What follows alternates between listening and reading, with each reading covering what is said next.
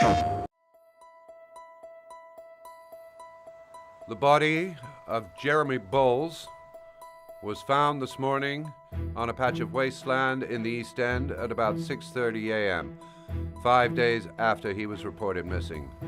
An autopsy will be conducted tomorrow to determine the exact cause of death, but going from first indications, it would seem that he drowned.